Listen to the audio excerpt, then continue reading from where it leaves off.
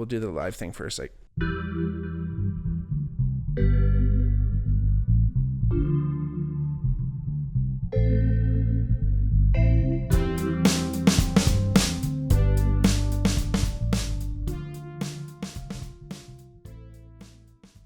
hey everybody, welcome back to the Bigmark podcast. It's me, your host, Bigmark. If it's your first time watching, welcome. If not, welcome back. Like I always say, if you ever wanted to reach out to the podcast, feel free to hit us up on our DMs at the Bigmark podcast, at the Bigmark pod on Instagram or Twitter.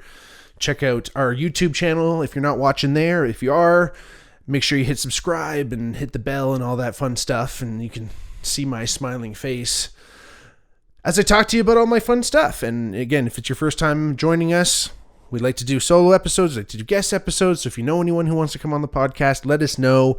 Hit us up. Even if you want to yourself, let me know. Hit me up in the DMs. And we'll try to get you on here because I love doing these solo ones. But it's so much more fun when y'all are with me. And again, usually the solo ones, I get to kind of go and delve into a topic. You can check out our Patreon too and all that fun stuff. But I like to delve into more specific topics in the solo episodes. So I try to keep it a little bit more fun, a little bit more entertaining, and a little bit more short and sweet. But we get to go into all kinds of different shit. Like I said, I'm always from sports to psychedelics. And that's what we're going to be talking about in the Bigmark podcast. And it's actually funny today. This episode is Marky Algorithms. You know, obviously there's a lot of Dune talk going around. Everyone's loving it. But I've been interested in it for quite some time. I remember getting into the Jodorowsky's Dune, Jodorowsky, the famous director Alejandro Jodorowsky. I don't know why it wouldn't be Jodorowsky if it's Alejandro. So get off my case. No, I'm just kidding. Alejandro was making an attempt, I think back in the 70s. I think it was before Star Wars, at least. So early 70s, maybe late 60s even. They were trying to make a film adaptation of the novel Dune by Frank Herbert, which again was what we're going to talk about today. A little bit more about the universe and the storyline, not so much about the movies right now. But like I said, you know, there's lots of film adaptations that I'll get into. But I saw those years ago and was interested in the story and listened to the audiobook and all these things. And it's like, honestly, I'm going to start this whole thing off and bear with me. I hope I don't lose anybody, but it wasn't my bag, man. It wasn't my bag the first time I listened to it. So if there's any Dune fans listening, bear with me. Give me the patience that you would the Shai-Hulud. But thank you for bearing with me, because I don't want to ever dismiss anything, even though I'm not really interested in it. That's why we're here. That's why I'm doing the podcast, because I want to talk about things that I have interest in, and it fascinates me, but it's not necessarily something that I hold dear, because I think the most important thing, the mark of an, like, I think Aristotle said this, I should know, I quote it all the time. But again, I've said it before, I'll say it again. The mark of an intelligent mind is one that is able to entertain thoughts without accepting them. And we try to do that every day here on the Bigmark podcast. So again, we're going to talk about Dune. And again, I know I said it wasn't my bag, but I gave it another chance, like I always do. Like any bad movie. Brian Callen said this once. He said he heard it from one of his acting teachers. He said, if you don't like a movie, watch it again. If you watched a movie, you didn't like it, give it another chance, because you never know. There might be something in that you missed. You maybe were going in there with the wrong attitude. You were distracted by something. Who knows? There's a million different reasons. But and don't get me wrong. Sometimes this process nips you in the bud, because I've watched bad movies twice. Let's just put it that way. But I've also rediscovered movies and rediscovered ideas and stories that I fell in love with. And again, I don't want to push any boundaries. I don't want to push anyone away. Love might be a strong word for what I feel about Dune and what more I know about it and the more I've looked into it. But still fascinating, sweeping the nation. Everyone's loving Dune Part 2. I have not seen it yet, but I've read the books, and I think I believe Dune Part 1 and 2 does cover all of like the original Dune. which was a book written by Frank Herbert. Again, I have read that book. Audiobook was really interesting. I've brought that up in other episodes. Like I listened to I did I did a podcast not too long ago about audiobooks specifically, and I definitely touched upon Dune as an example of not every audiobook, or not every book, I should say, especially novels,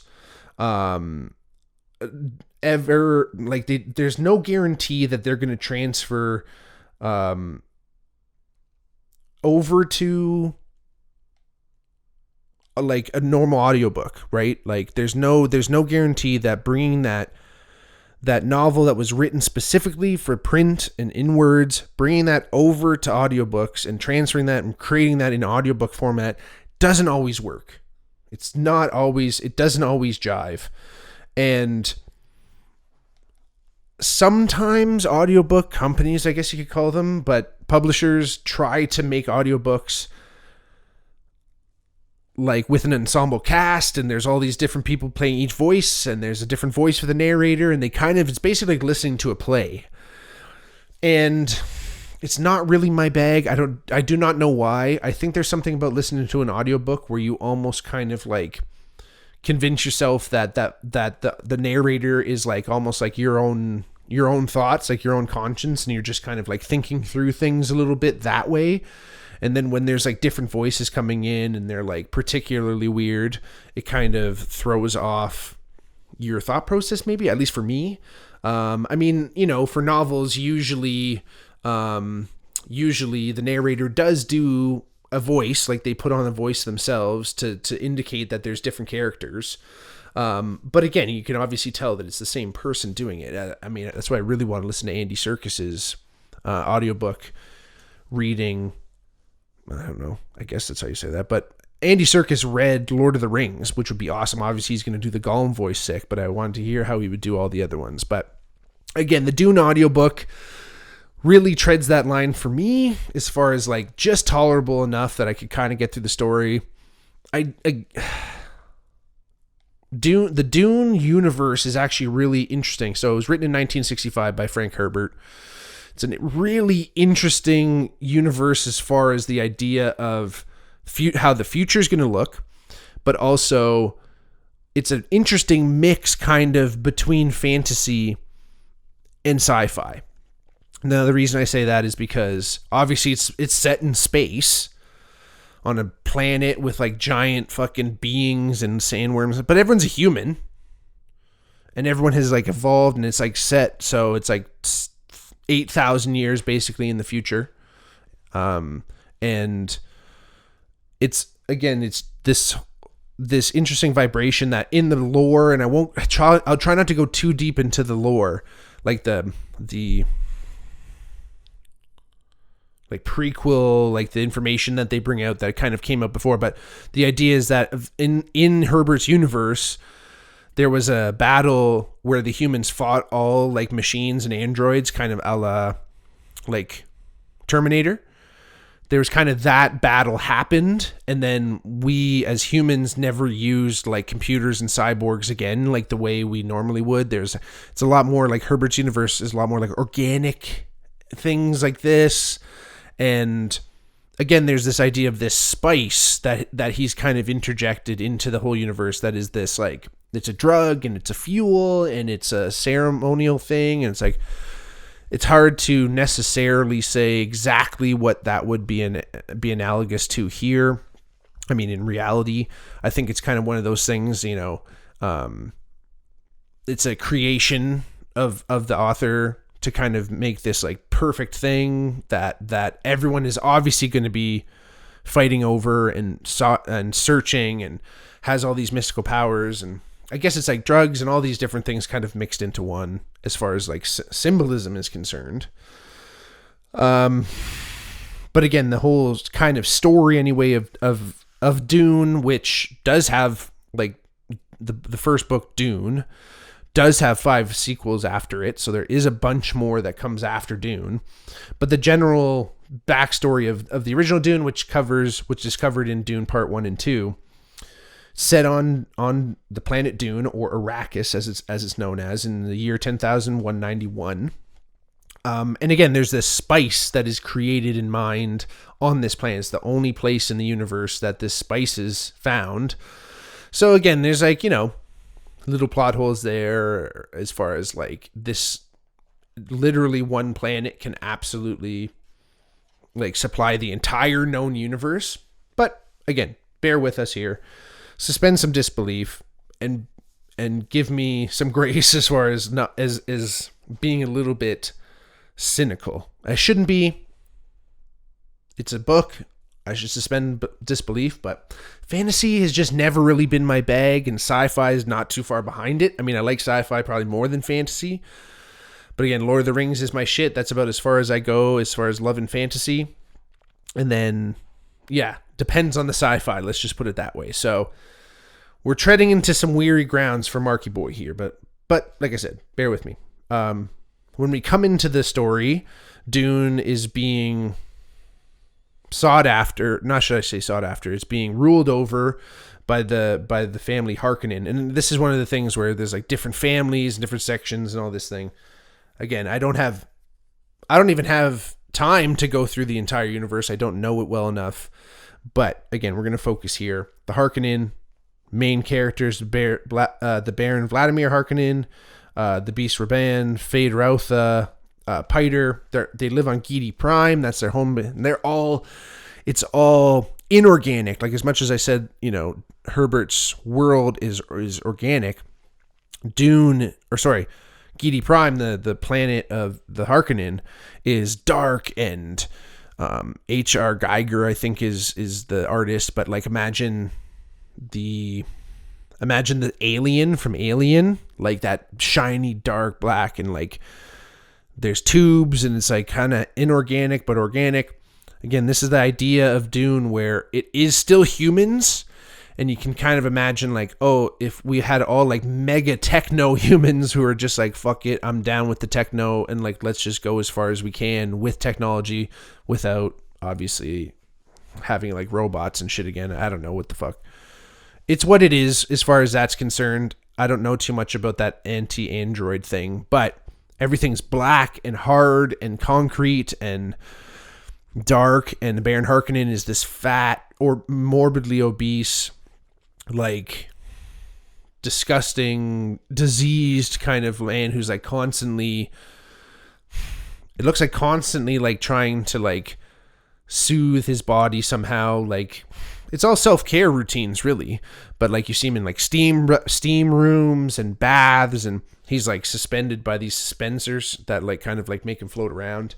But yeah, that was another weird thing about the Dune world. Like, a lot of things that already exist, they kind of just like renamed like some weird fantasy thing. Like, instead of lights, they're like glow orbs. Oh, the glow orbs dimmed. It's fucking light, man. Like, fucking chill the fuck out. So anyway, things like that I got beef with, but that's just Marky. Where on the other hand of Gidi Prime and the Harkonnen, you have the Atreides, and their homeworld is Caladan, and it's this beautiful, lush, oceanic world. You have the Duke Leto, you have Paul, Jessica. Paul is Jessica and Leto's son. Jessica is referred to as the royal consort, I think, or the royal concubine or something. So like, it's not really his wife, I guess, or she's not actually the queen. They just refer to her as just like a bang piece, really. But it's kind of strange because she's involved with these fucking Bene Gesserit folk, which is like this like witch kind of faction that is like in some ways inserting themselves like in every faction of the known universe and the Imperium, and they're kind of like, they're running wild shit. And Jessica is one of these Bene Gesserits, and she is training Paul in the Bene Gesserit way. And the Bene Gesserits are all women usually. There's very, very few male Bene Gesserits, but Paul is one of them.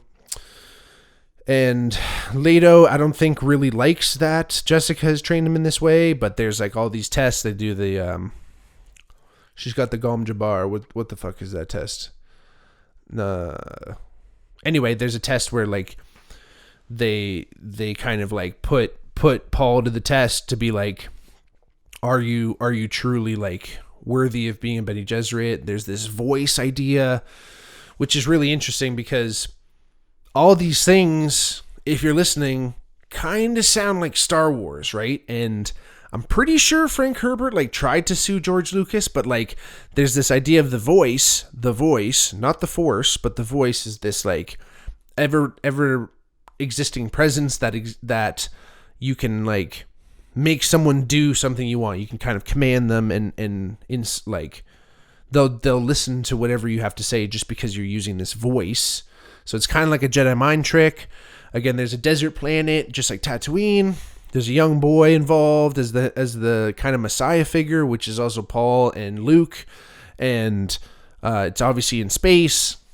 The dark character, Lord Vader, is dark and shiny and black, and this kind of like weirdly like the Harkonnen, and somehow there's like an evil emperor that's like ruling behind the scenes. Again, very similar to Dune. Well, I guess I'm jumping ahead with some of this stuff, but like the Imperium and the Padishah Emperor are kind of like they're the rulers of the known universe, and they rule over everything, and they're the ones that are kind of like pulling the strings, because they're the ones that all of a sudden, like if the Harkonnen have been running Dune, they're the ones that all of a sudden are like, hey, Atreides, you guys run Dune now, and it's a bit of a setup, and they know that, and like eventually, again, spoilies here for the story. If we've gone this far and you haven't figured out, I'm sorry, I haven't given the warning yet, but spoiler alert. They're going to go in and wipe everyone out. They fucking kill Leto. They try to kill Jessica and Paul. And this is all coming from the Imperium. It's just as a way to, I don't know. I haven't got to that part.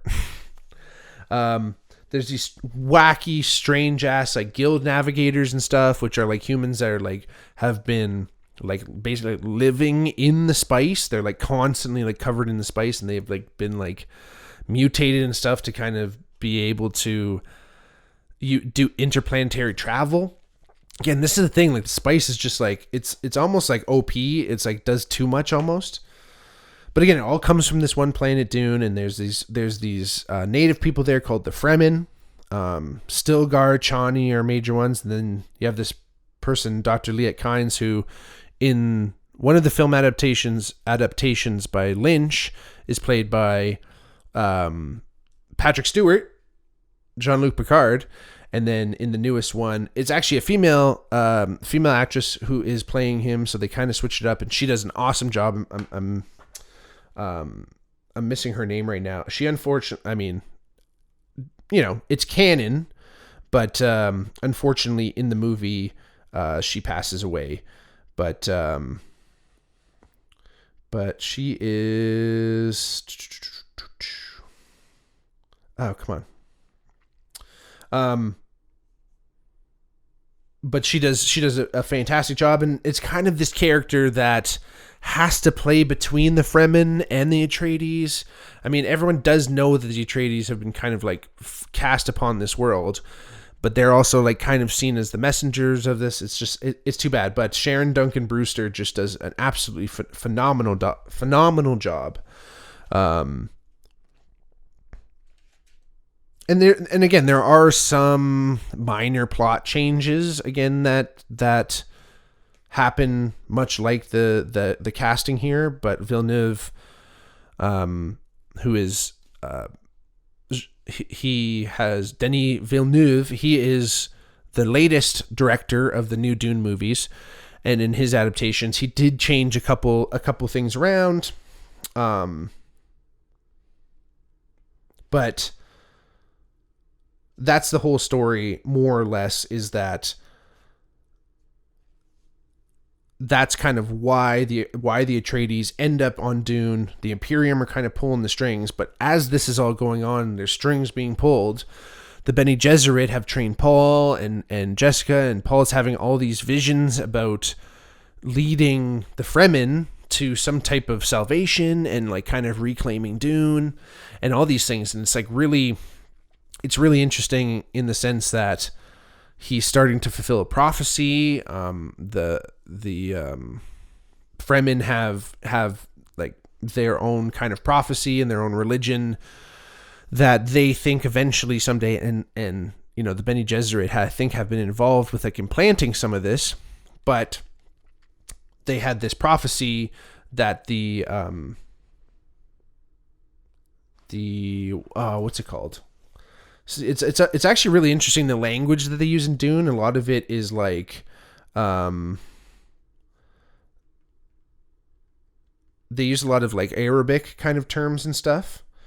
Paul Atreides, they call him the Lisan El Gaib, or the voice from the outer world, which is interesting. They see him as this harbinger of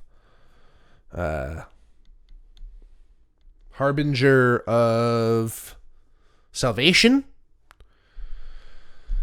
But it's really interesting because, again, Herbert wrote these books. He wrote 6 books after. He wrote Dune Messiah, Children of Dune, God Emperor of Dune, Heretics of Dune, Chapter House Dune, whatever that is. But in Dune Messiah, he actually felt the need to rewrite some of the wrongs, so to speak, that he felt with the public's perception of Dune, because they see this, and I mean, I'm sure a lot of people have seen this, but if you've seen part 2 of Dune, they probably actually clear this up a little bit, and that's what Villeneuve said. He changed the character of Chani a little bit, but he wanted to push this message as much as Herbert meant to by writing the sequel to Dune Messiah. He wanted to say that Paul's character actually is an anti-hero. He's not necessarily someone that is good. It's actually a book about the faults or the dangers of having a messianic kind of idea and propping someone up on a pedestal. And you start to see there's all this confirmation bias that starts to happen from the Fremen in the book, where you start to see this, like, so, Stilgar starts to see every little move that Paul makes. Oh my God, he's the Lisan Al Gaib. He's the chosen one for sure. And you can tell it's almost like, again, you start to see what you want to see. And, even in God Emperor of Dune, like, I'm pretty sure Paul becomes one of the sandworms. Like, there's these sandworms on Dune. They're these giant things. They're called the Shai Hulud from the Fremen. And they, like, eat the sand and stuff and like turn it into spice or something. There's something fucking trippy about them, but they like are creating the spice, but they also like are constantly like, they're so predatory and sensitive that they're like constantly trying to eat people and stuff. And eventually Paul learns to like ride one, and there's all these things, right? It's just like, this is what's showing that he's supposed to be this Messiah, and eventually he becomes one of them somehow. He like merges his body or something happens. I don't even know, man. Like, I think it starts to get really weird in these books. But there's just something about, again, the way that Herbert first wrote Dune and the way he felt the perception of it was he had to rewrite it, and again highlight the fact that Paul isn't necessarily a hero in this story. And it's actually funny because Brian Herbert, Frank Herbert's son, has actually written more than a dozen books since 1999 about it. So like, it's almost like he's either just constantly adding to it, or again, constantly fixing some of these ideas. Cause I'm sure it's really hard when you're writing a book. Like, you have no idea what people are going to perceive, let alone the stuff you want people to perceive. And some of the stuff that Frank Herbert anyway, wanted people to perceive was probably his rampant homophobia. So he was extremely homophobic, and to the point, unfortunately for his son was gay, and he did not let his son come to his mother's deathbed. Not Brian, the different, like, another son. He did not let his son come to his mother's deathbed. He was very anti-gay. Again, this was the 60s. You'd think that people would be a little bit more open-minded, but it's what it is. And Baron Harkonnen is a gay character in the book, in the movie. He's disgusting, and he's evil, and it's bad. And it's like, Herbert used the fact that he was gay to highlight how evil he was. And it's like so wrong, obviously.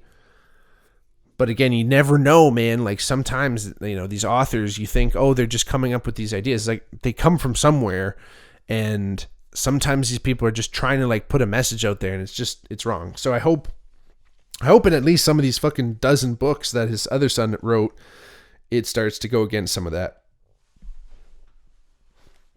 As I've mentioned, there's been several film adaptations. There's a short mini series about it too.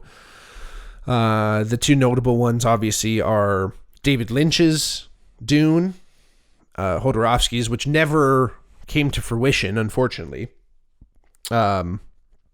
Which is beautiful. There's a great documentary about that.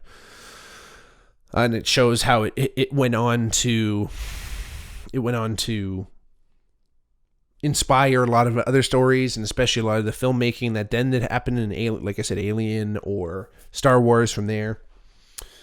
But David Lynch actually took has more or less taken his name off the like final cut now. Like he's not really, he didn't like the way it was done, so he's kind of removed his name from it. And it's a whack ass movie. Like you watch it, it goes all over the fucking place.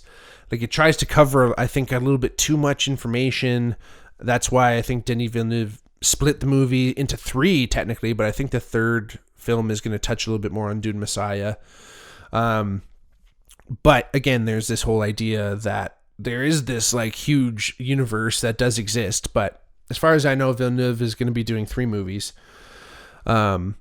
And again, the first one's very good, but it's kind of the setup movie. Like even when I first saw it, I was like, it's pretty good. It's a lot better than like it makes more sense than the Lynch one, I should say. And the CGI is phenomenal. But from what I've heard, Dune 2 is absolutely amazing.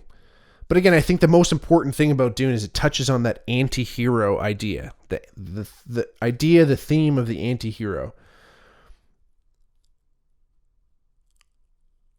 I think in general, mainstream media misinterprets the anti-hero most of the time. I think there's a lot of misinterpretation of media from the mainstream. You know, look what happened in Arrested Development. There was such a great show, but no one understood it. And maybe it was the wrong time too. I understand post 9/11, people aren't necessarily trying to look too much beyond the scene. They just kind of want to take things in. Everyone's fucking traumatized. All right, whatever. But the superficial aspect of Arrested Development was misinterpreted as, this is what the show is. But you have to kind of peel back a couple layers before you really understand that show. I think Sopranos in that sense too is that anti-hero making Tony the protagonist of that show, I think confuses some people because you start to get in the head of Tony and you start to understand. You go, okay, I for sure, yeah, I would do that too. Or, yeah, you got to kill this motherfucker, like whatever. This shit's crazy. It's unlawful. It's wild. And in fact, in a show like that, or even a show like It's Always Sunny in Philadelphia, when you show characters that are normal, Seinfeld even, you bring in these characters that are normal into these situations, you look at them like dweebs, nerds, whatever. But that's exactly, if you're a normal person, how you would probably react in those same situations. You got to understand that it's a parody. It's something the writers, the filmmakers, the showrunners, whoever, the people who are creating that content given to you, it's satirical. It's meant to be looked at as, haha, that's funny because it isn't true. Not it's funny because it's true. There's 2 different types of things, right? You got to go, yes, Paul is a protagonist. We're getting into his head, but we're trying to get into the head almost of a fucking serial killer in the sense, like Mindhunter. Yes, that's your focus. That's what you're doing, but you have to constantly remind yourself, because those who hunt monsters can easily become one themselves. And that's the idea, that when you get into this whole thing, true crime, you're trying to get a perspective. Life is about perspective shift. It's all about understanding that we are all coming from the same place. We are all one. We all have that same consciousness, yet we are all individuals experiencing ourselves. But when we can understand and go and try to gain more perspective and grow that global view, make that bigger, try to understand the universal idea, which might be impossible. It's very hard. But when we're all working together towards that goal, we start to say, hey, look at all the things we have in common. We have 99% of the things we have in common. The needs, the wants, who we are, how we act. There's just a small portion of things where things go off track. And that small portion is what we magnify and look at as the differences between everyone. And yeah, it's true. But let's celebrate how we're alike. And again, I think We need to practice that. Look beyond things, look down, look past the layers and stuff, and understand that that a lot of the artists and authors and, again, filmmakers, TV showrunners, they're creating and packaging this information in these archetypes and these stories that are as old as time, like Joseph Campbell says, and they're just repackaging and giving it to us in different ways, which is, again, gaining new perspective on that same story, because we can continue to tell that story forever and ever, because there's something about the father-son dynamic or the hero's journey or all these different old school archetypes that relate to everyone in some fashion. Leaving home, going through tribulations, changing, returning back a different person. That whole change, that metamorphosis exists in story because it's interesting to the human, and it encapsulates something about the human experience, that when we do encounter trials and tribulations, we find ways to get through them. And also, negative anti-heroes, negative villains, bad things can also happen, but it's all perspective. It's all perspective. You don't want to get caught in things good and bad, because histories isn't necessarily shown in that lens. The future is the same way.